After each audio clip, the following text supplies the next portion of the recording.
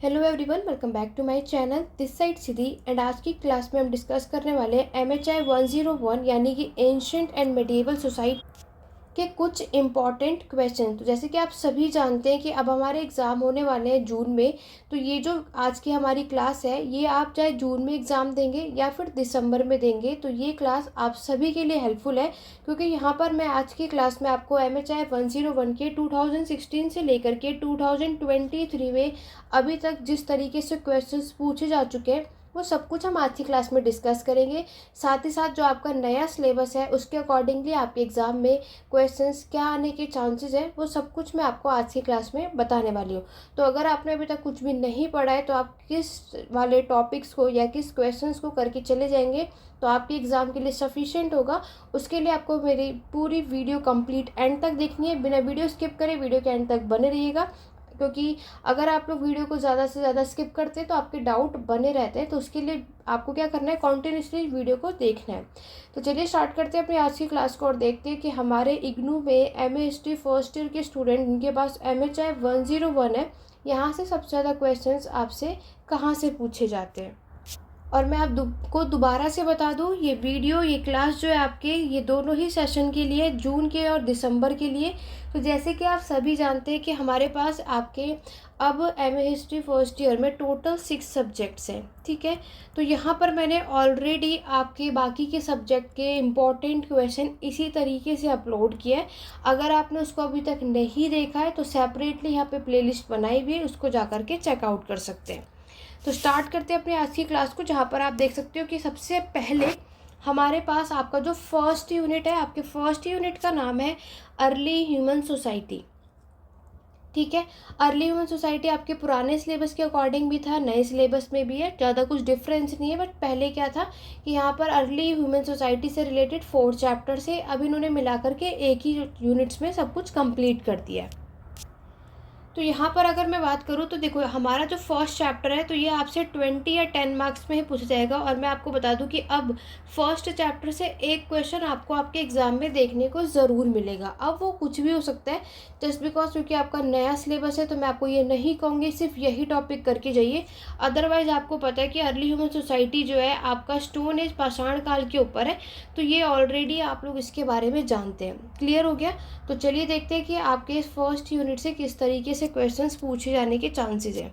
यहाँ पर आप देखोगे कि सबसे पहले देखो मैं आपको कहूँगी पेस्टोरल नोमैडिज्म यानी पशुपालन खानाबदोशी, इस टॉपिक को ज़रूर करना। ये क्वेश्चन मैक्सिमम 10 मार्क्स में आता है, ऐसा नहीं है कि 20 में नहीं आ सकता, बिल्कुल आ सकता है। तो पशुपालन खानाबदोशी के बारे में आपको बताना है। और ये आप कह सकते हो कौन से टाइम पीरियड में हमें देखने को मिलता है, मीसोलिथिक यानी मध्यपाषाण काल में। तो अगर आप इसके बारे में नहीं जानते तो मैंने ऑलरेडी आपके इसके बारे में डिटेल में बताया है। तो आप MHI 01, ठीक है, मैंने 2 प्लेलिस्ट बनाई हुई है, एक MHI 01 और एक MHI 101, दोनों में डिफरेंस है। तो MHI 01 के प्लेलिस्ट में चेकआउट करना, मैंने इसके बारे में ऑलरेडी बहुत प्रॉपर तरीके से पढ़ाया हुआ है, तो आप उसको चेकआउट कर सकते हैं कि आपके एग्ज़ाम में ये क्वेश्चन आएगा तो आप क्या क्या चीज़ें इसमें मेंशन कर सकते हैं। ओके, नेक्स्ट हम बात करेंगे कि आपसे सोर्सेज पूछे जा सकते हैं।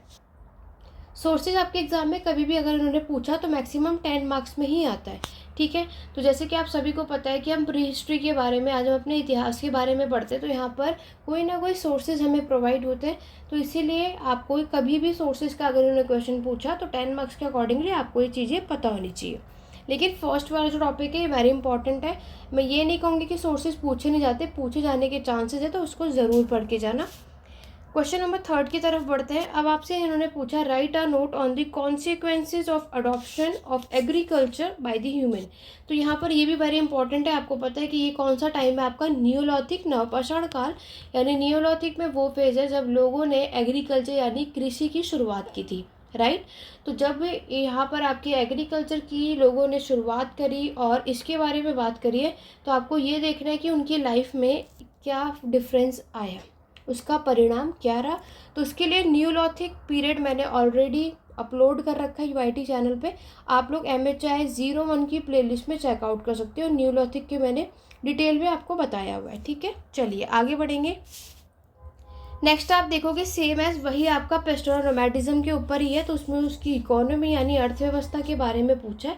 तो आप एक बार अगर पेस्टोरल नोमैडिज्म को ऑब्वियस है कॉन्सेप्ट करके जाएंगे तो इकोनॉमी यानी अर्थव्यवस्था भी इसमें कवर हो जाएगी। नेक्स्ट आप देख सकते हो न्यूलिथिक रेवोल्यूशन है, सोशल स्ट्रक्चर सामाजिक संरचना के बारे में पूछा है। तो न्यूलिथिक अगर आप पढ़ के चले जाएंगे तो एग्रीकल्चर हो चाहे सोशल स्ट्रक्चर हो, ये सब कुछ आपका ओवरऑल इसमें कंप्लीट हो जाएगा। नेक्स्ट हम बात करेंगे give a brief account on the domestication of animals, how did it influence human life. तो यहाँ पर आपको पता है कि जब इन्होंने जानवर को पालतू बनाया था आपके कौन से समय पर, मीसोलिथिक पीरियड में। तो मीसोलिथिक का भी आपको हमारे चैनल पे वीडियो देखने को मिल जाएगी, तो आप जाकर चेकआउट कर सकते हैं। तो उसमें मैंने ऑलरेडी सारी चीज़ें बताई भी है, आपके एग्ज़ाम में भी ये क्वेश्चन देखने को मिल जाता है, ठीक है। क्योंकि अब आपका नया सिलेबस है तो नए सिलेबस के अकॉर्डिंगली आप ध्यान से देखो। Invention of tools and discovery of fire, आपको आई थिंक प्रॉपर क्लियर नहीं हो रहा होगा, बट मैं आपको बता रही हूँ, आप नोट कर सकते हो। Invention of tools and discovery of fire, तो आप सभी को पता है कि आपके टूल्स का यहाँ पे इन्वेंशन हुआ और फायर का आविष्कार हुआ। इसके बारे में आपसे 10 मार्क्स में पूछे जाने के चांसेस हैं, ऐसा नहीं 20 में भी आ सकता है। और ये आपके पैलियोथिक यानी पुरापाषाण काल में आपको देखने को मिलता है। तो ये आपसे ज़रूर पूछेंगे कि आप इन्वेंशन टूल्स में क्या होता है कि पहले में आपसे पैलियोथिक से लेकर न्यूलिथिक में हमें किस तरीके के टूल्स या फिर उपकरण देखने को मिलते हैं, उनमें क्या बदलाव हुए, ये क्वेश्चन पूछे जाते थे। बट अब आपका नया सिलेबस है तो ये एक साथ आपसे पूछ सकते हैं। नेक्स्ट हम बात करेंगे कॉन्सिक्वेंसेज ऑफ एग्रीकल्चर, जो मैंने आपको ऊपर ही बता दिया था, सेम ही क्वेश्चन है, 10 मार्क्स का यहाँ पर है शॉर्ट नोट में। तो कॉन्सिक्वेंसेज ऑफ एग्रीकल्चर आप देखोगे कि मैंने ऑब्वियस से आपकी बात बताई। तो ओवरऑल आपको यहाँ पर क्या समझ आया, देखो कुछ नहीं करना, स्टोन एज यानी पाषाण काल है, बहुत सिंपल क्वेश्चन आता है। तो ये आपको पढ़कर जाना है, जिसमें आपको पैलियोथिक यानी पुरापाषाण काल, मीसोलिथिक, मध्य पाषाण काल, न्यूलिथिक, नवपाषाण काल और आपको सोर्सेज यानी स्रोत, इनके बारे में पता होना चाहिए। और इन चारों टॉपिक पे ऑलरेडी वीडियो है, तो आप लोग MHI 01 की प्लेलिस्ट को चेकआउट कर सकते हैं। अदरवाइज़ वो भी नहीं समझ आएगा तो एंशिएंट हिस्ट्री की प्लेलिस्ट को चेकआउट करो, तो आपको ये सारी जो वीडियोज़ हैं आपको देखने को मिल जाएंगी। उसमें मैंने जो जो चीज़ें इसमें बताई हैं उसे आप प्रॉपर तरीके से सुन भी लेंगे तो भी आप इजीली से इन क्वेश्चंस के आंसर कर पाएंगे। तो मैं आपको बता दूं, आपका जो फर्स्ट चैप्टर है 10 या 20 मार्क्स से ऊपर का नहीं होगा, एक ही क्वेश्चन आपको इस वाले चैप्टर से यानी देखने को मिलेगा। अदरवाइज़ अभी हमारा नया सिलेबस है तो अभी आपके जून में जो एग्ज़ाम होंगे उसके अकॉर्डिंगली थोड़ा आइडिया लग जाएगा यहाँ पे। लेकिन अभी मैं आपको यही कहूँगी कि एक से ज़्यादा क्वेश्चन हमें इस चैप्टर से देखने को नहीं मिलते। क्लियर हो गया, चलिए आगे बढ़ते हैं। नेक्स्ट हम बात करेंगे आपके नेक्स्ट सेकेंड यूनिट की। सेकेंड और थर्ड आपको पता ही है, ब्रोंज एज यानी कि आपके कांस्य युग। तो यहाँ पर इन्होंने अब इस चैप्टर को दो अलग अलग कर दिया है। तो ब्रोंज एज सिविलाइजेशन, सभ्यता के बारे में आपको कर रहे हैं, वेरी इंपॉर्टेंट टॉपिक है। ये दोनों चैप्टर को मिला के आपको 20 to 30 मार्क्स का आपको आपके एग्जाम में देखने को मिल जाएगा। 40 मार्क्स भी हो सकता है बट मैं इतना एडवांस नहीं जाऊँगी, मैं 20 to 30 मार्क्स लेकर चलती हूँ। अब देखो अगर हम बात करते हैं आपके ये जो चैप्टर है, आपको पता है सिविलाइजेशन, जिसमें मेसोपोटामिया, इजिप्ट, चाइना और हड़प्पा, इन चारों सभ्यताओं के बारे में हम बात करते हैं। और जो आपका नेक्स्ट चैप्टर है इसमें हम बात करते हैं आपके अर्बनाइजेशन के ऊपर, यानी शहरीकरण बताना है। नेक्स्ट आपसे राइटिंग पूछी जाती है और उससे नेक्स्ट आपसे सोशल स्ट्रक्चर पूछा जाता है। ये 3 टॉपिक आपको यहाँ पर देखने को मिलते हैं, ठीक है। तो यहाँ पर अभी तक क्या था कि पुराने सिलेबस के अकॉर्डिंग मैं आपको बताऊं तो हमेशा क्वेश्चन यहीं से पूछे जाते थे। बट अब आपका नया सिलेबस है तो पूरे चांसेस है कि अब वो आप सभी से सेपरेटली इजिप्ट के बारे में पूछ सकते हैं, चाइना के बारे में, या फिर संग डायनेस्टी भी जिसे हम कहते हैं ये भी पूछ सकते हैं, हड़प्पा के बारे में भी पूछा जाने के पूरे चांसेस हैं, ठीक है। अब देखो क्वेश्चन किस तरीके से आने के चांसेस है। देखो सबसे पहला क्वेश्चन है, write a short note on the Shang civilization of northern and central China. तो ये आपके असाइनमेंट का क्वेश्चन है, जो कि आपके ऑलरेडी असाइनमेंट में ये क्वेश्चन पूछा जा चुका है। तो ये पूरे चांसेस है कि आपको इस तरीके के क्वेश्चन आपके एग्जाम में देखने को मिलता है। पहले ये क्वेश्चंस नहीं पूछते थे, पहले ये सिविलाइजेशन डायरेक्ट उसका अर्बनाइजेशन, राइटिंग या सोशल स्ट्रक्चर पूछते थे। बट अब की बार पूरे चांसेस है कि वो आपसे separately Harappa, Egypt, China, Mesopotamia, किसी की भी सभ्यताओं के बारे में क्वेश्चन पूछ सकते हैं। तो आपको इसके बारे में नॉलेज होनी चाहिए। तो ये क्वेश्चन आपके एग्जाम में 20 मार्क्स का पूरे चांसेस है आने के। नेक्स्ट देखो, discuss the social structure of bronzes. तो मैं पहले भी बता चुकी हूँ, कभी भी सामाजिक संरचना पूछेंगे तो आपको मेसोपोटामिया, इजिप्ट, चाइना और आपके हड़प्पा, इन 4 सिविलाइजेशन की सोशल स्ट्रक्चर आपको इस क्वेश्चन में मेंशन करना होता है। क्लियर हो गया? आगे बढ़ेंगे। नेक्स्ट क्वेश्चन आपसे अर्बनाइज्म इन ब्रोंज एज यानी शहरीकरण के बारे में बताना है। इसमें भी सेम आपको इन 4 सिविलाइजेशन के अर्बनाइजेशन के बारे में आपको बताना होगा। ठीक है, आगे बढ़ते हैं। नेक्स्ट क्वेश्चन आप सभी देखोगे, आपसे पूछा है discuss the pattern of trade. आपको संघ और हड़प्पा इन दोनों सिविलाइजेशन के पैटर्न ऑफ ट्रेड के बारे में बताना है ब्रोंज एज के टाइम पे। तो आपने देखा कि सिविलाइजेशन के दोनों सिविलाइजेशंस को या तीनों सिविलाइजेशन को मर्ज करके एक साथ वो आपसे किस तरीके से क्वेश्चन पूछ सकते हैं या अभी तक पूछे गए, वो मैं आपको इस क्लास में दिखा रही हूँ। तो आपको इस तरीके से अपने एग्ज़ाम की प्रिपरेशन करनी है। आपको अगर कोई भी कॉन्सेप्ट क्लियर होगा तो क्वेश्चन आप किसी भी तरीके से आएगा तो आप उसमें अपने तरीके से लिख पाएंगे। नेक्स्ट आप देखो कि आपसे इजिप्ट के बारे में पूछा है, पारो के बारे में पूछा है, पिरामिड और इजिप्ट के रिलीजन के बारे में पूछा है। यानी इजिप्ट के दोनों आप टॉपिक देखेंगे तो ये आपके एग्जाम में 10 मार्क्स में आपको देखने को मिलता है। नेक्स्ट अगर आप देखोगे तो आपसे किस तरीके से क्वेश्चन पूछे जाते हैं, give a detail account of the development of writing and ways of communication in bronze age civilisation. तो राइटिंग का भी क्वेश्चन पूछा जाता है और हड़प्पन वर्ल्ड के बारे में बताना है। नेक्स्ट आपको trace the growth of technological development of their social economic impact. तो ये वाला क्वेश्चन भी आपको जो सेकंड यानी थर्ड यूनिट है ना ब्रोंज एज का, उसमें आपको करना है। और नेक्स्ट अगर हम बात करते हैं तो वही राइटिंग का सेपरेटली 10 मार्क्स में नॉन वर्बल कम्युनिकेशन भी पूछा जाता है। और उसके बाद आपको बताना है importance of trade in the emergence of early bronze state. तो ये वाला टॉपिक भी आपको अर्बनाइजेशन का नेक्स्ट हेडिंग मिल जाएगा, रोल ऑफ ट्रेड। तो आप इसमें आपको वो सारी बातें बतानी है। ठीक है, ज़्यादातर आप देखोगे तो आपसे इसी तरीके से क्वेश्चन पूछा जाता है। और यहाँ पर देखो मैंने आपको बताया दिया 20 to 30। इट मीन्स अगर मैं आपसे कहूँ तो पूरे एग्ज़ाम में चांसेस है कि आपके एग्ज़ाम में एक क्वेश्चन यहाँ से पूछा जाएगा और एक क्वेश्चन यहाँ से। इसमें से मैंने अभी आपको बता दिया अर्बनाइजेशन या फिर आपके राइटिंग और आपके सोशल स्ट्रक्चर, इनमें से कोई भी क्वेश्चन पूछा जाता है। और अर्बनाइजेशन में ही आपका रोल ऑफ ट्रेड भी है। और अदरवाइज़ आपके मेसोपोटामिया, इजिप्ट, हड़प्पा और संग डायनेस्टी या फिर चाइना डायनेस्टी में से एक क्वेश्चन आपको ज़रूर मिलेगा, जिस तरीके से असाइनमेंट में क्वेश्चन आपसे पूछे गए। तो मैंने आपसे या कई स्टूडेंट से और पेड क्लासेस स्टूडेंट से भी मैंने ये बात कही है कि आपको ये सारी चीज़ें करनी है और क्या असाइनमेंट के सारे क्वेश्चंस आपको आने चाहिए। आप लोगों ने अपने असाइनमेंट को प्रिपेयर किया होगा तो आपने सिर्फ 5 क्वेश्चन अटैम्प्ट किए होंगे, बाकी के 5 जो अटैम्प्ट नहीं किए उन्हें भी करो, क्योंकि ये असाइनमेंट के क्वेश्चन आपके एग्जाम में हेल्पफुल होंगे। अदरवाइज़ आज की क्लास में मैं आपको जो भी चीज़ बता रही हूँ इसे प्रॉपर तरीके से देखो और आपको इसे रीड आउट करके जाना है तो आप बहुत अच्छा स्कोर करके जा सकते हैं। आगे बढ़ने से पहले अगर अभी तक चैनल को सब्सक्राइब नहीं किया तो सब्सक्राइब कर लो, बेल आइकन प्रेस कर लो, ताकि आगे आने वाली वीडियोस के नोटिफिकेशन और अपडेट आप सभी को मिलते रहे। MHI 101 की मैराथन क्लास आपको जल्दी ही देखने को मिलेगी। अभी वो प्रॉब्लम इशू की वजह से यहाँ पर अभी वो मैराथन सीरीज़ जो आपकी 10 मई को आने वाली थी उसमें थोड़ा टाइम हो गया, लेकिन पूरी कोशिश रहेगी कि 20 मई तक आपको ये मैराथन सीरीज़ हमारे चैनल पर देखने को मिलेगी। उसके लिए चैनल सब्सक्राइब कर लो। वीडियो पसंद आई तो लाइक शेयर करना बिल्कुल भी मत भूलना। जहाँ भी आपके स्टडी के जितने भी ग्रुप्स हैं इस वीडियो को ज़्यादा से ज़्यादा शेयर करना। जैसे कि मैंने आपसे कहा कि मैंने ऑलरेडी आज की क्लास में हम MHI 101 इसके इंपॉर्टेंट क्वेश्चन जिस तरीके से मैं आपको बता रही हूँ इसी तरीके से मैंने ऑलरेडी 102, 104, 105 और 107 इसकी वीडियो ऑलरेडी अपलोड कर दी है। 106 की भी इस वीक में अपलोड हो जाएगी। तो ये सारी वीडियोस मेंबरशिप के अंदर है। तो अगर आपको ये सारे सब्जेक्ट के इंपॉर्टेंट क्वेश्चन देखने हैं तो उसके लिए आपको मेंबरशिप लेनी होगी। उसका लिंक आपको नीचे डिस्क्रिप्शन और कमेंट बॉक्स में मिल जाएगा, तो आप लोग उसको ले सकते हैं और ये सारे इंपॉर्टेंट क्वेश्चन देख सकते हैं। और आप में से कई ऐसे स्टूडेंट हैं जो इस मेंबरशिप को नहीं ले पा रहे हैं, तो किसी के बैंक अकाउंट में प्रॉब्लम है तो किसी के कुछ में, तो आप लोग क्या कर सकते हैं, मेरा व्हाट्सअप नंबर है 8881969880, इस नंबर पे कांटेक्ट कर सकते हैं और मेंबरशिप आपको लेनी है। ये मैसेज आपको वहाँ पे करना है, बाकी की अपडेट मैं आपको वहाँ पर दे दूँगी। क्लियर हो गया? चलिए आगे बढ़ते हैं अपने नेक्स्ट चैप्टर की तरफ।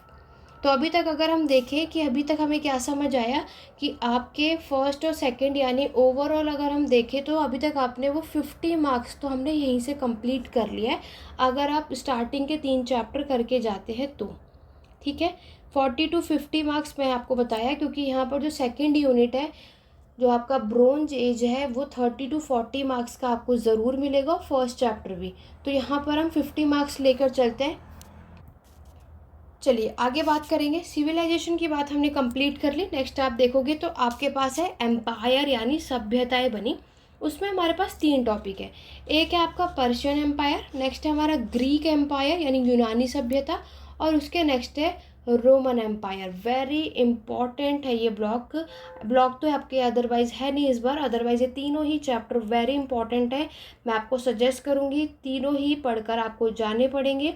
ठीक है, रोमन को तो आपको बिल्कुल भी स्किप नहीं करना है। रोमन एम्पायर से क्वेश्चन आपसे गारंटी है कि वो पूछेंगे। ग्रीक और पर्शियन में से कोई एक और पूछ सकते हैं, बाकी कोई श्योरिटी नहीं है, क्योंकि आपके नए सिलेबस है। तो इसके अकॉर्डिंगली मैं ये नहीं कहूँगी कि कुछ भी करके चले जाओ। ठीक है, तो देखो यहाँ पर अगर हम बात करते हैं आपके पर्शियन, ग्रीक और रोमन एम्पायर से अभी तक किस तरीके से क्वेश्चंस पूछे जा चुके हैं और आपके एग्ज़ाम में किस तरीके से पूछे जाने के चांसेस हैं। अब आप देखो सबसे पहला क्वेश्चन, फर्स्ट क्वेश्चन में आपको बताना है कि transition to democracy in ancient Greek. आप चाहे पुराने सिलेबस के अकॉर्डिंग हो चाहे नए सिलेबस, मैं सजेस्ट करूँगी कि ग्रीक एम्पायर का ये डेमोक्रेसी पढ़कर जरूर जाना, अगर आप सभी ग्रीक एम्पायर यूनानी सभ्यता के चैप्टर को पढ़कर जा रहे हैं तो। ठीक है, क्योंकि ऑब्वियस है हर एक स्टूडेंट के ज़रूरी नहीं है कि ग्रीक एम्पायर उन्हें क्लियर हो टॉपिक, तो जिसको ये क्लियर है, जो इसको समझ पा रहा है, ये करके जाना चाहता है, तो आपको ये ज़रूर पढ़ के जाना है, क्योंकि मैक्सिमम अब ये लोग लोकतंत्र जो है डेमोक्रेसी के बारे में एग्ज़ाम में पूछते हैं। ठीक है, नेक्स्ट आपसे explain various religion transition in the late Roman empire. तो रोमन एम्पायर से, क्योंकि आपके असाइनमेंट में इस बार इस तरीके से क्वेश्चन पूछे गए हैं, तो आपको इसको ज़रूर करके जाना है कि आपको जो रोमन एम्पायर में रिलीजियस ट्रेडिशन कैसा था वो करना है, और अदरवाइज नहीं तो रोमन एम्पायर का पेट्रिशियन और प्लेबिनियन के बीच आपको कॉन्फ्लिक्ट, लड़ाई देखने को मिलती है कि इन दोनों के बीच में क्या इशू था, ये आपसे पूछे जाते थे अभी तक और जाने के चांसेस भी है। नेक्स्ट है आपका स्लेवरी। देखो स्लेवरी ग्रीक और रोमन एम्पायर दोनों के बारे में नॉलेज होना चाहिए, बट आपका नया सिलेबस है तो चांसेस कम लगते हैं कि मुझे ये आपसे पूछेंगे। पुराने स्टूडेंट जो है सिलेबस के, उनसे ये पूछे जाने के चांसेस हो सकते हैं, बट नए में कम होंगे। तो स्लेव के बारे में ग्रीक और रोमन एम्पायर मैंने ऑलरेडी चैनल पर अपलोड किया है, तो आप लोग MHI 01 की प्लेलिस्ट में देख सकते हो कि आपको इसमें क्या लिखना है अगर यहाँ से क्वेश्चन आया तो। नेक्स्ट आपको बताना है main features of the institution of slavery in ancient Greek. बात एक ही है, स्लेव ग्रीक के बारे में। नेक्स्ट है आपके हड़प्पन वर्ल्ड के बारे में पूछा है। वैसे ये हड़प्पन वर्ल्ड ऊपर वाले ब्लॉक का है जो कि नेक्स्ट में आ गया, तो हड़प्पा के बारे में ये आपसे सेपरेटली भी पूछते हैं। नेक्स्ट क्वेश्चन वेरी इंपॉर्टेंट है, डिस्कस द 2 फेजेस। आपको 2 चरणों के बारे में बताना है कि रोमन साम्राज्य ने अपना विस्तार कहाँ कहाँ किया था।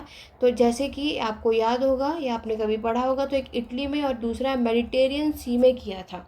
तो ये फेजेस भी पूछते हैं। अब रोमन एम्पायर से कुछ भी क्वेश्चन आ सकता है, लेकिन क्या क्या आएगा वो मैंने आपको बताया। फेजेस आपको पता होना चाहिए, पेट्रिशियन प्लेबिनियन के बारे में पता होना चाहिए। आगे आप देखोगे तो आपसे पर्शियन एम्पायर के बारे में पूछा है, एक्सपेंशन एंड कंसोलिडेशन। तो इसमें आपको पता होना चाहिए कि पर्शियन एम्पायर ने अपना विस्तार कहाँ कहाँ पर किस तरीके से किया था, किस किस रूलर ने किया था। नेक्स्ट आपको बताना है पेट्रिशियन कौन है और how did they manage dominate plebeian in Roman empire. तो आपको ये पूरा पॉलिटिकल स्ट्रक्चर बताना है। तो पॉलिटिकल स्ट्रक्चर आपको बताया जिसमें आपको सीनेट देखने को मिलेंगे, इनकी असेंबली देखने को मिलती है, तो ये क्वेश्चन आपसे पूछा जाता है। फीचर्स ऑफ हड़प्पन सिटी, तो ये वाला क्वेश्चन भी ऊपर वाले ही ब्लॉक का है, यानी जिसमें सिविलाइजेशन का है, तो ये भी इसमें ऐड हो चुका है, तो आप उसमें कर लेना। ठीक है, process of transition to democracy का वापस अगेन ये रिपीट हो गया, तो आपको क्या करना है, डेमोक्रेसी ग्रीक का ज़रूर करना। मैक्सिमम आपको यही मिलेगा ग्रीक एम्पायर से, और अदरवाइज रोमन एम्पायर से आपको करना है। मैं आपको यहाँ पर बता देती हूँ, बहुत ध्यान से समझना। देखो पर्शियन में ये आपसे ना 10 मार्क्स में, लाइक साइरस यहाँ के रूलर है, 10 मार्क्स में ये क्वेश्चन पूछ लिया जाता है, या डेरियस फर्स्ट, ये आपके एग्ज़ाम में ये डायरेक्टली ये रूलर के नाम लिख देंगे और आपको इसमें 10 मार्क्स में इनको एक्सप्लेन करना है। तो इन दोनों को सेपरेटली इतना ज़रूर पढ़ना कि आप 10 मार्क्स में क्वेश्चन कर पाएँ। ग्रीक में मैंने आपको बता दिया 2 ही क्वेश्चन आता है, या तो ये आपसे डेमोक्रेसी पूछेंगे, अब तो ज़्यादातर ये आपसे लोकतंत्र ही पूछते तो उसको ज़रूर करना, अदरवाइज स्लेवरी के बारे में आपको पता होना चाहिए। रोमन एम्पायर के बारे में बात करूँ तो मैंने आपको पैट्रिशियन प्लेबिनियन बता ही दिया है। दूसरा आपको उनका एक्सपेंशन विस्तार बताना 2 फेजेस में, जो भी मैंने अभी आपको इटली और मेडिटेरियंस ही बताया। और तीसरा आपको ये बताना है कि यहाँ पर इनका स्लेवरी, चलो स्लेवरी तो इतना इंपॉर्टेंट नहीं है, कभी कभी आता है। और इसके बाद अगर आप देखोगे तो पैट्रिशियन और प्लेबिनियन में कॉन्फ्लिक्ट क्यों होता है, ये तो इनके पॉलिटिकल स्ट्रक्चर है जिसमें आपको सीनेट और असेंबली लिखना है। तो ये सारी चीज़ें रोमन एम्पायर में करना है। बट आपके असाइनमेंट में इस बार ये क्वेश्चन हमें देखने को मिलता है रिलीजियस ट्रेडिशन, तो पूरी कोशिश करना कि इस क्वेश्चन को ज़रूर करके जाना। इन्होंने असाइनमेंट में नया क्वेश्चन ऐड किया तो क्या पता आपके एग्ज़ाम में दे दे, अदरवाइज बाकी के पैट्रिशियन प्लेबिनियन इनका पॉलिटिकल स्ट्रक्चर इनके बारे में करके जाना। सबसे ज़्यादा क्वेश्चंस तो वहीं से रिपीट होते हैं। डन। तो अभी तक हमने आपके स्टार्टिंग के 5 यूनिट्स को कवर कर लिया है। तो अगर आपने स्टार्टिंग के 5 यूनिट्स भी बहुत अच्छे तरीके से पढ़ लिया तो आप इजीली से 60+ अपने एग्ज़ाम को लिख पाएंगे। ठीक है, अगर आपने स्टार्टिंग के 5 चैप्टर्स जो है कर लिए। और एक बार आप खुद भी अपने असाइनमेंट में चेकआउट कर सकते हो कि स्टार्टिंग के 5 क्वेश्चंस में से 5 जो स्टार्टिंग के टॉपिक्स हैं, आपको कितने मार्क्स के क्वेश्चन उन्होंने असाइनमेंट में पूछे हैं। क्योंकि स्टार्टिंग के 5 यूनिट बहुत इंपॉर्टेंट है, आपको क्वेश्चन मिलेंगे ही मिलेंगे। ठीक है, चलिए नेक्स्ट हम बात करते हैं। आपके 2 यूनिट्स हैं, एक तो आपको लैटिन अमेरिका जिसमें माया सिविलाइजेशन, इनका सिविलाइजेशन और एस्टेक सिविलाइजेशन के बारे में पूछा जाता है, और है अफ्रीका। देखो मैं आप सभी को अफ्रीका के बारे में ज़रूर सजेस्ट करूँगी क्योंकि जितने भी नए सिलेबस के अकॉर्डिंग है तो अफ्रीका का क्वेश्चन आपको आपके एग्ज़ाम में ज़रूर मिल सकता है। पुराने सिलेबस में तो अफ्रीका नहीं पूछा जाता, तो नए वाले स्टूडेंट को अफ्रीका का ज़रूर करके जाना है अगर आप ये करके जा रहे हो तो।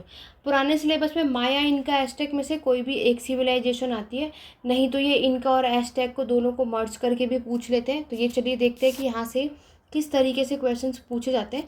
जैसे कि आप सभी देख सकते हो कि एस्टेक सिविलाइजेशन 10 मार्क्स में पूछा गया, इनका और माया सिविलाइजेशन इन्होंने एक साथ पूछा, वो भी 20 मार्क्स में। ठीक है, और फिर इनका सिविलाइजेशन की विशेषता बताओ, ये ना नॉर्मली क्वेश्चन पूछा है। नेक्स्ट इन्होंने पूछा है कि आपको माया के बारे में बताना है और इसका पतन कैसे हुआ, डिक्लाइन कैसे हुआ, ये आपको बताना है। नेक्स्ट है discuss in brief economy and polity of South African civilisation.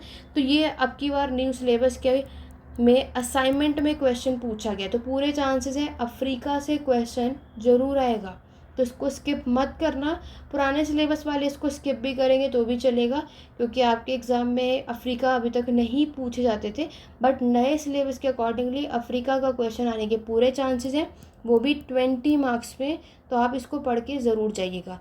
माया, इनका, एस्टेक, इन तीनों सभ्यताओं में से एक ही क्वेश्चन आता है, लेकिन आता ज़रूर है। ठीक है, अब ये उनकी चॉइस है कि वो 10 में पूछेंगे या 20। मतलब मैं अफ्रीका का 20 मार्क्स लेकर चल रही हूँ क्योंकि और 20 मार्क्स का आपको एक क्वेश्चन अफ्रीका से ज़रूर मिलेगा, और ये मैं 10 लेकर चल रही हूँ नए सिलेबस के अकॉर्डिंग।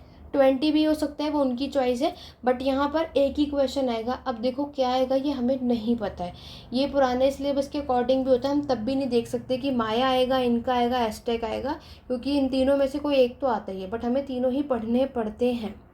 अब ये आपके ऊपर चॉइस है कि आप इस चैप्टर को करना चाहते हैं या नहीं।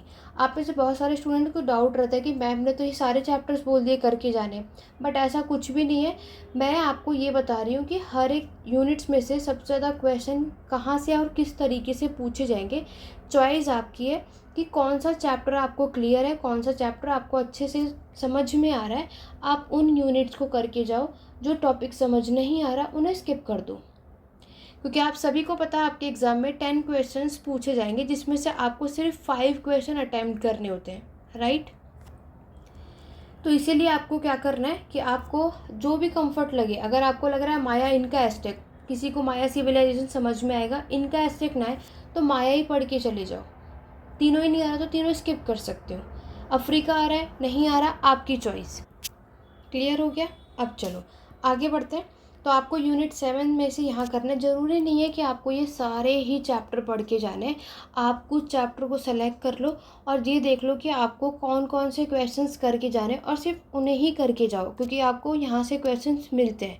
नेक्स्ट टाइम यूनिट 9, 10, 11, 12 जिसमें नोमैडिक एम्पायर है, लेट रोमन वर्ल्ड है, अरब वर्ल्ड है और चाइना है। ठीक है, तो नोमैडिक एम्पायर ज़रूर करके जाना, ये हर साल आता है। ठीक है, मैक्सिमम रिपीट होता ही होता है, तो आपको इसको ज़रूर करके जाना चाहिए।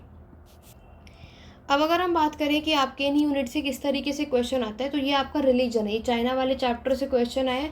ये rise of the city of Mecca, ये आपके अरब से पूछा गया है। ठीक है, कन्फ्यूजनिज्म, ये भी आपके चाइना के, ये 10 मार्क्स के क्वेश्चन आएंगे अगर इन्होंने आपसे एग्जाम में पूछ लिया तो। और ये इजिप्ट का क्वेश्चन आप देख सकते हो, फॉर्मेशन ऑफ नोमैडिक एम्पायर, तो ये 10 और 20 मार्क्स किसी में भी आ सकता है। तो नोमैडिक एम्पायर का क्वेश्चन ज़रूर करके जाना, आपको मैक्सिमम मिल जाएगा।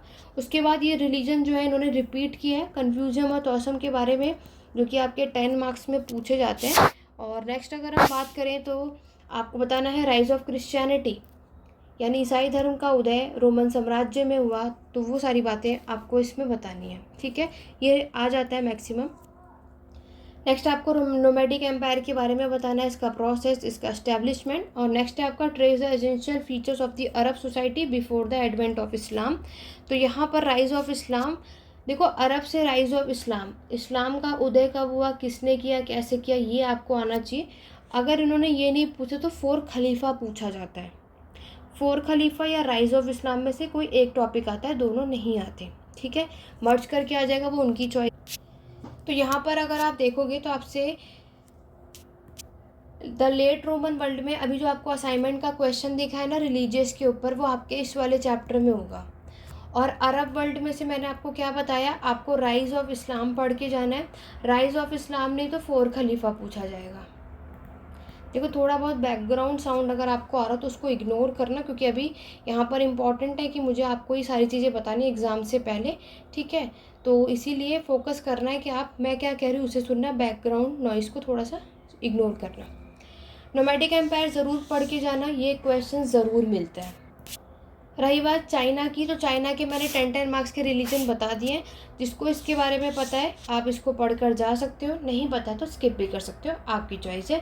मैंने आपको बता दिया कि यहाँ से अगर क्वेश्चन आएगा तो 10 मार्क्स में आपको ये चाइना का, ये दोनों रिलीजन में से कोई भी एक देखने को मिल जाता है, क्योंकि ये लोग पूछते ही पूछते हैं। ठीक है, और ये जो आज की क्लास है ये आपका पुराना सिलेबस हो चाहे नया सिलेबस हो, दोनों के लिए हेल्पफुल है।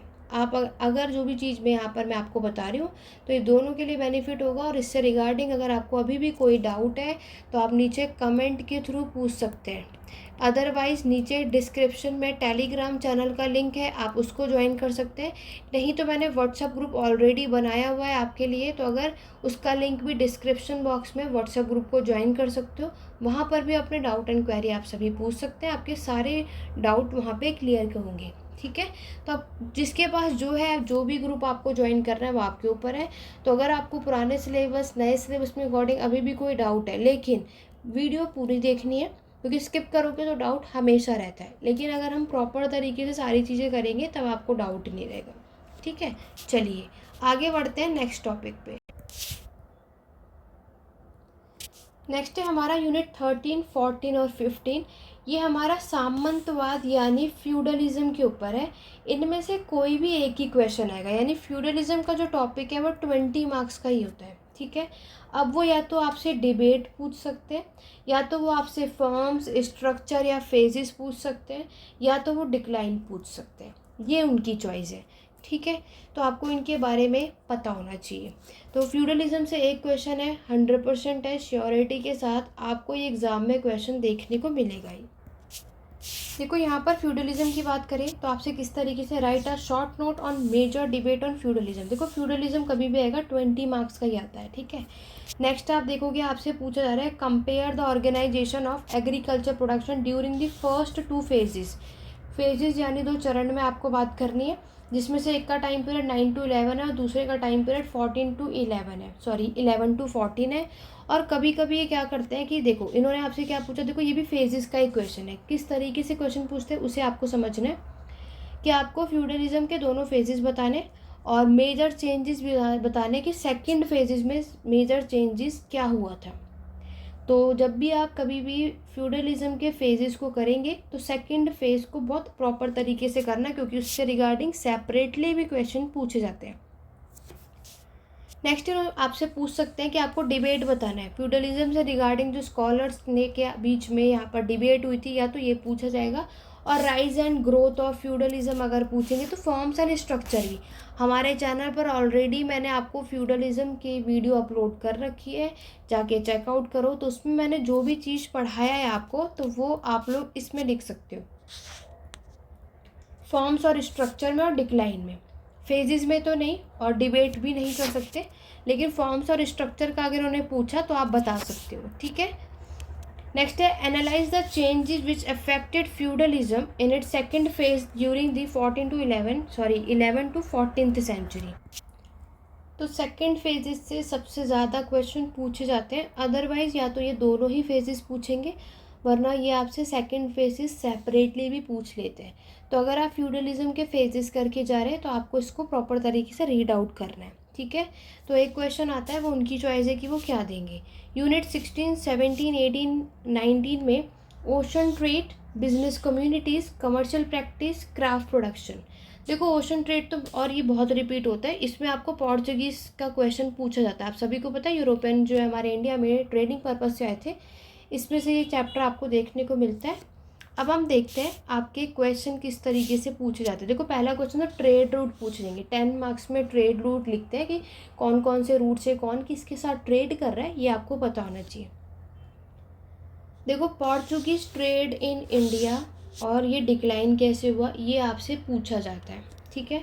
नेक्स्ट है आपका बिजनेस वाले चैप्टर से आपको ये बताना है major non Indian business communities के बारे में।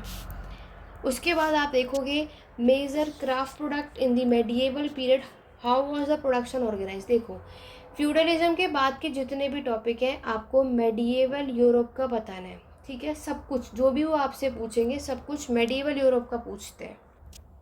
उसके बाद देखो अब क्राफ्ट की बात तो आई, उसके बाद देखो role of Armenian, very important, बहुत रिपीट होता है। ये दोनों मर्चेंट है, व्यापारियों के बारे में, बिजनेस कम्युनिटीज़। तो देखो अगर मैं आपको सजेस्ट करूँ तो आप लोग अपने एग्ज़ाम के लिए यूनिट 16, 17 पढ़ के जा सकते हो। ऐसा नहीं है कि 17, 18 और 19 से क्वेश्चन नहीं पूछे जाते, ज़रूर पूछे जाते हैं, बट 16, 17 में से क्वेश्चंस आपको ईजिली से मिल जाते हैं, ठीक है। फिर देखो रोल ऑफ बंजारास, बंजारास के बारे में ये आपसे कभी भी क्वेश्चन करेंगे तो 10 मार्क्स में, तो बंजारास के बारे में आपको पता होना चाहिए। टेक्सटाइल प्रोडक्शन मेडिएवल यूरोप में कैसा था, 10 मार्क्स, 20 में भी आ सकता है, तो टेक्सटाइल प्रोडक्शन आपको पता होना चाहिए। उसके बाद right a note on the merchant, जो मर्चेंट कम्युनिटीज़ मैंने आपको बताया अभी अर्मेनियन और जुडिशियम के बारे में, तो ये आपको पता होना चाहिए, ठीक है।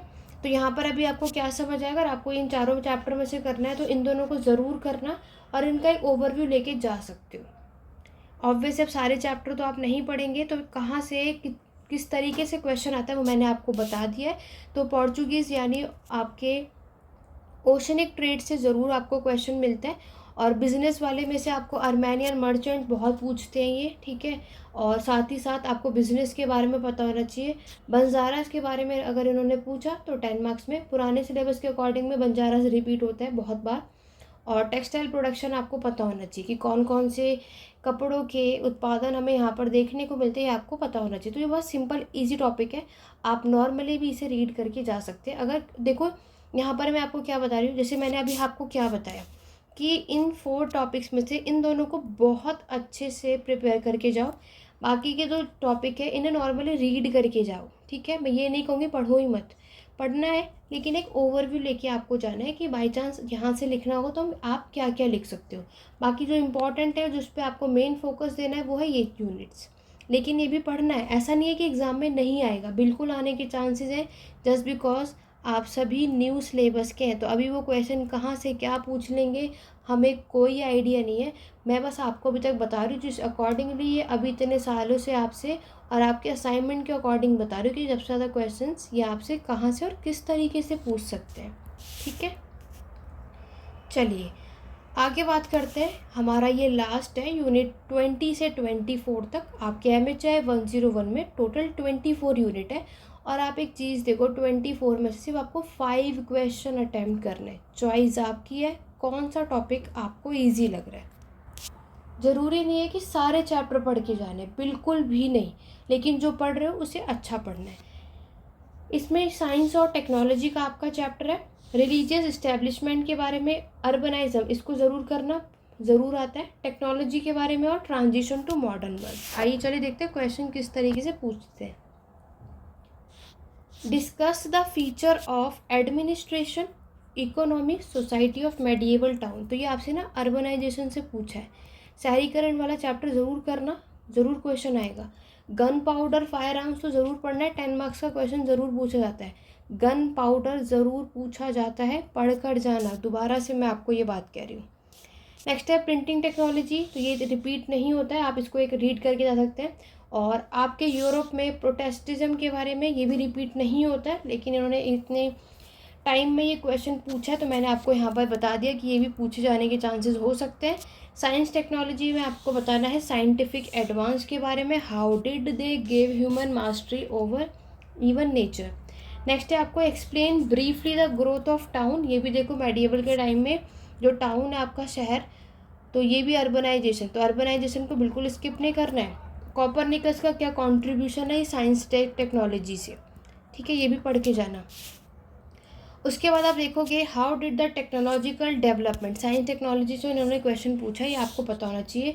प्रिंटिंग से क्या डेवलपमेंट मिला, ये आपको, तो ये तो 10 मार्क्स के क्वेश्चन उन्होंने पूछे, तो ये आप स्किप भी कर देंगे तो भी चलेगा, क्योंकि इतनी बार रिपीट नहीं होते हैं। उसके बाद इन्होंने आपसे क्या पूछा, explain the transformation of political structure in Europe and the Arab world from medieval to modern world. ये लास्ट यूनिट है, यूनिट 24 से इन्होंने पूछा है। यूनिट 24 पढ़ के जा रहे हो तो इस तरीके का क्वेश्चन आपको मिल जाएगा, और बाकी तो आपने अर्बनाइजेशन देख ही लिया। तो मैं आपको क्या सजेस्ट करूँगी कि आपको इसमें से साइंस टेक्नोलॉजी और आपका ये अर्बनाइजेशन ज़रूर करके जाना, आपको क्वेश्चन मिलेगा। और बाकी के ये भी आएंगे, मैंने आपको दिखाया ना यहाँ से अगर क्वेश्चन आया तो किस तरीके से आ सकता है, तो ये क्वेश्चंस करके जाने आपको, आपके एग्ज़ाम में आपको इसी तरीके के क्वेश्चंस देखने को मिलते हैं। क्लियर हो गया। तो MHI 101 का मैंने आपको कम्प्लीटली बता दिया है, और ये वीडियो आप सभी देख सकते हो, पूरे एंड तक देखना। अब सिर्फ मुझे 106 की वीडियो बहुत जल्दी हमारे चैनल पर आपको देखने को मिलेगी, बाकी के सारे सब्जेक्ट के ऑलरेडी अपलोड कर दिए। जिस तरीके से मैंने आज की क्लास ली है, इसी तरीके से बाकी की क्लास के भी इंपॉर्टेंट क्वेश्चंस मैंने आपको बता दिए है। मेंबरशिप का लिंक आपको नीचे कमेंट बॉक्स में मिल जाएगा, वहाँ पर जाकर चेकआउट कर सकते हो। अगर आप मेंबरशिप वहाँ से बाय नहीं कर पा रहे हो तो आपको इस नंबर पे व्हाट्सअप करना है, मैं आपको मेंबरशिप के ग्रुप में ज्वाइन कर दूँगी। क्लियर हो गया। तो ये थे हमारे MHI 101। तो आपको ये करना है, मैंने आपको क्या बताया कि हमें टोटल 24 यूनिट्स हैं, आपकी चॉइस है, ज़रूरी नहीं है 24 यूनिट्स पढ़ के जाने। स्टार्टिंग के 5 यूनिट भी करेंगे, क्योंकि आप सभी को पता है कि हमारे एग्ज़ाम में सेक्शन A और सेक्शन B होते हैं, राइट। तो अगर आपने स्टार्टिंग के 5 यूनिट कंप्लीट कर लिए तो इतना हो जाएगा कि आप सेक्शन A से 3 क्वेश्चन अटैम्प्ट कर लो। रही बात सेक्शन B की, सेक्शन B में हमें पता है कि फ्यूडलिज्म तो आता ही है और आएगा ही आएगा, तो आपको इसको करना है। बाकी एक टॉपिक, कोई भी चैप्टर आप अपनी तरफ से डिसाइड कर लो, 2-3 टॉपिक एक्स्ट्रा पढ़ के चले जाओ, 5th क्वेश्चन वहाँ से अटैम्प्ट कर लेना। इस तरीके से आप इसको करके जा सकते हैं, ठीक है। बाकी नॉलेज सबकी होनी चाहिए ताकि आपको कहीं भी कोई प्रॉब्लम ना। अदरवाइज़ जितने भी स्टूडेंट ऑलरेडी पेड क्लासेस में हैं तो उन्हें तो पूरे 10 के 10 क्वेश्चंस आते ही होंगे, उन्हें तो कोई प्रॉब्लम आएगी नहीं। बट जो पेड क्लासेस में नहीं है, जो सिर्फ यूट्यूब चैनल पर के थ्रू यहाँ पर स्टडी कर रहे हैं, तो उनके लिए मैं मैराथन क्लास बहुत जल्दी लेकर के आऊँगी। 20 से पहले आपको हमारे चैनल पर देखने को मिल जाएगी। उसके लिए वीडियो को लाइक शेयर सब्सक्राइब करो, ज़्यादा अच्छा रिस्पांस रहेगा तो बहुत जल्दी आपको हमारे चैनल पे 101 और इससे बाहर आपके एग्ज़ाम में कुछ आएगा नहीं। जिस भी तरीके, अगर आपने कुछ भी नहीं पढ़ा है ना, उस मैराथन क्लास से बहुत हेल्प हो जाएगी, सफिशिएंट होगा। जितने भी स्टूडेंट ने मेंबरशिप ले रखी है तो उसमें ऑलरेडी MHI 01 के मैराथन क्लास है, तो वो क्लासेस भी आपके लिए हेल्पफुल है।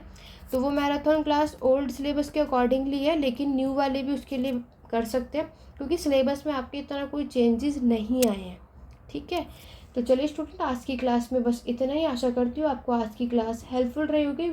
कमेंट करके ज़रूर बताइएगा कि आज की क्लास आप सभी को कैसी लगी, और जो भी डाउट होगा, आप लोग नीचे व्हाट्सएप ग्रुप को ज्वाइन कर सकते हैं, वहाँ पर अपने डाउट एंड क्वेरी को पूछ सकते हैं। तो आज की क्लास को यहीं एंड करते हैं, मिलते हैं अपने नेक्स्ट वीडियो में। Thank you for watching.